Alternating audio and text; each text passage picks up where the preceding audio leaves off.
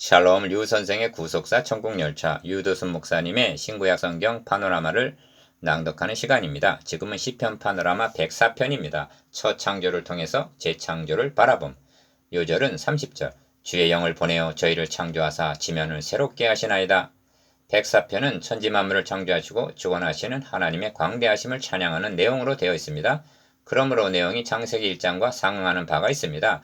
그런데 우리는 하나님이 그 지으신 모든 것을 보시니 보시기에 심히 좋았더라 하신 창세기 1장 31절 첫 창조 세계에 죄가 들어오므로 땅은 너로 인하여 저주를 받고 땅이 너에게 가시덤불과 엉겅퀴를 낼 것이라 하고 창세기 3장 17절 18절 파괴당한 사실을 알고 있습니다.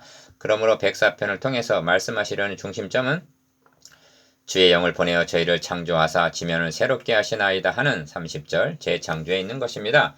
그리하여 다시는 파괴당함이 없이 여호와의 영광이 영원히 계속할지며 여호와는 자기 행사 재창조의 행사로 인하여 즐거워하실지로다 하는 것입니다. 31절 시편 기자는 나의 묵상을 가상히 여기시기를 바라나니 하는데 34절 이를 삼가하는 우리에게도 은총을 베푸시기를 기원합니다. 첫째 단은 1절에서 19절 하나님이 지으신 첫 창조, 둘째 단은 20절에서 29절 저희가 죽어 흙으로 돌아감, 셋째 단은 30절에서 35절 저희를 창조하사 새롭게 하심.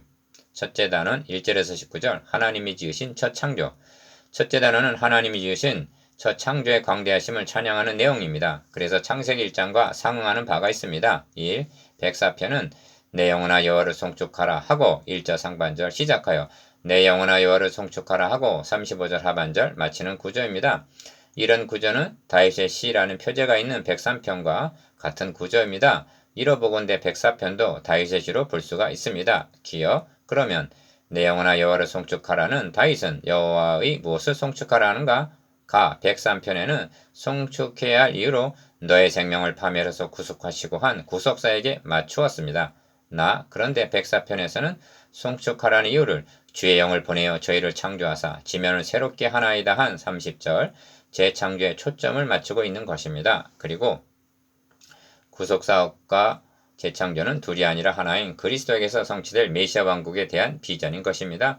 왜냐하면 새하늘과 새 땅은 구속함을 얻은 자들이 주님을 모시고 영원히 살아갈 하나님의 나라이기 때문입니다. 니은 여호와 나의 하나님이여 주는 심히 광대하시며 존귀와 권위를 입으셨나이다 합니다. 1절 하반절 이는 두 마디로 되어 있는데 광활한 우주를 통해서 이를 창조하신 하나님의 광대하심이 어떠한가를 깨닫게 되고 우주 만물의 아름다움을 통해서 존귀와 권위를 입으셨나이다 하고 마치 영광스러운 어의를 입어 위의를 갖춘 왕을 묘사하듯 하고 있는 것입니다. 그래서 주께서 옷을 입음같이 빛을 입으시며 하늘을 휘장같이 치시며 한 2절 묘사는 창세기 1장 3절의 빛이 있으라 하심에 빛이 있었고 한 말씀과 상응하고 있는데 이 빛이 하나님의 옷인 양 묘사하고 있는 것입니다.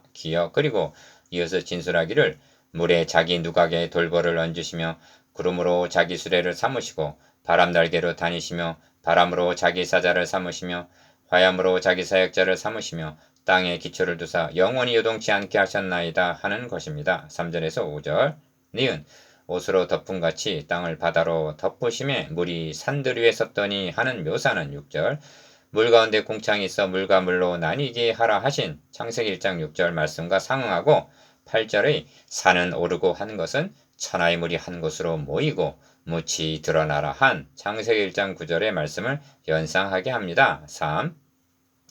저가 가축을 위한 풀과 사람의 소용을 위한 채소를 자라게 하시며 땅에서 식물이 나게 하시고 한 14절 말씀은 하나님이 가라사대 땅은 풀과 씨 맺는 채소와 각기 종류대로 씨 가진 열매 맺는 과목을 내라 하심에 그대로 되었다는 창세기 1장 12절 말씀과 상응합니다.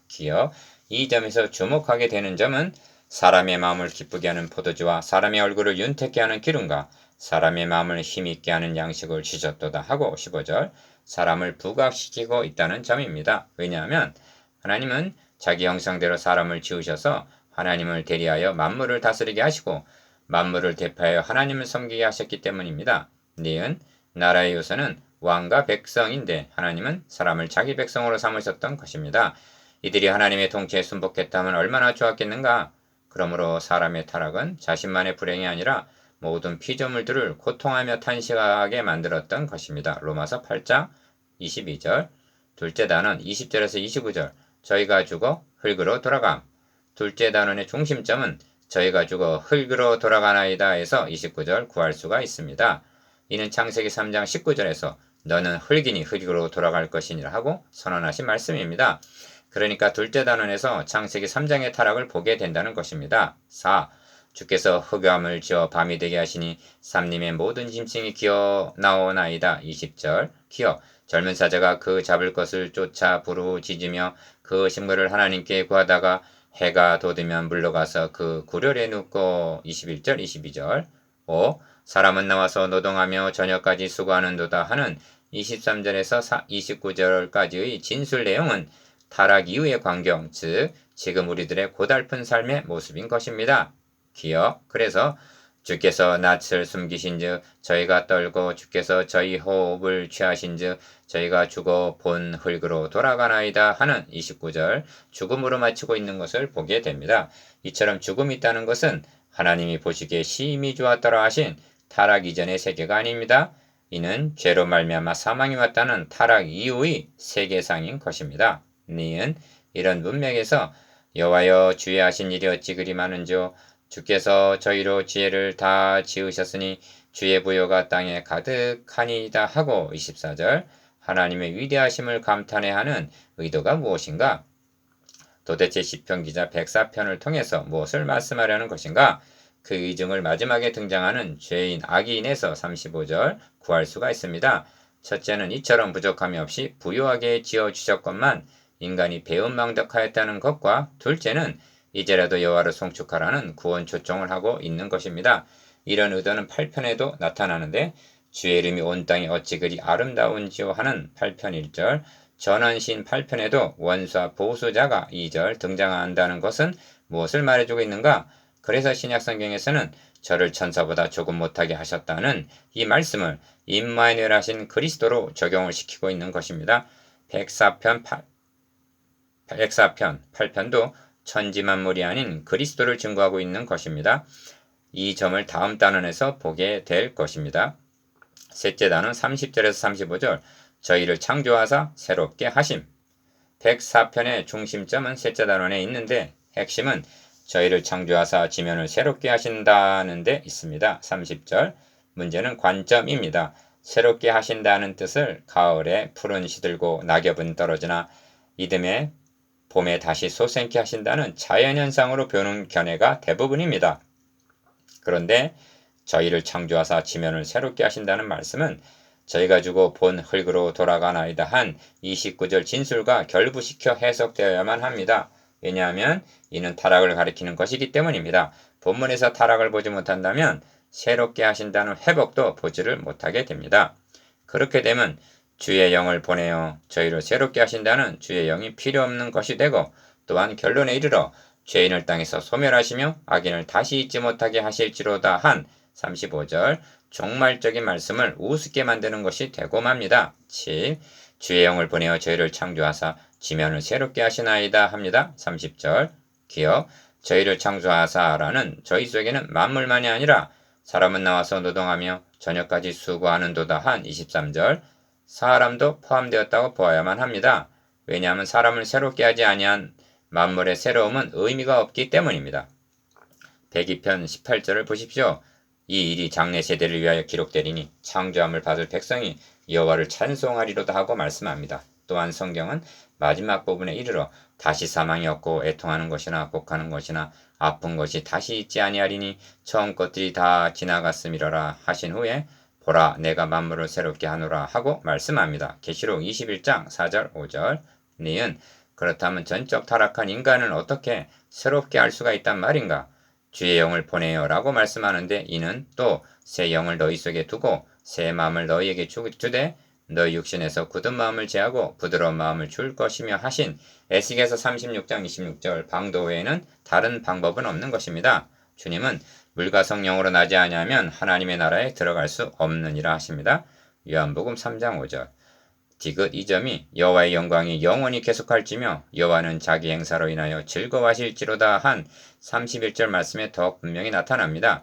이는 두 마디로 되어 있는데 첫째는 여호와의 영광이 영원히 계속할지며 한 말씀입니다. 이것이 피조물이 다 이제까지 함께 탄식하며 함께 고통하는 것을 우리가 아나니 한 로마서 8장 22절 이 세상을 두고 한 말이며 이것이 주님의 구속사역 없이 가능한 것이란 말인가?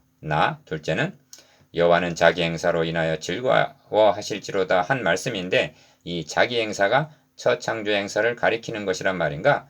즐거워하실 행사는 그 영혼을 속건제물로 드리기에 이르면 그의 손으로 여호와의 뜻을 성취하리로다 한 이사야서 53장 10절 구속을 통한 재창조의 행사인 것입니다.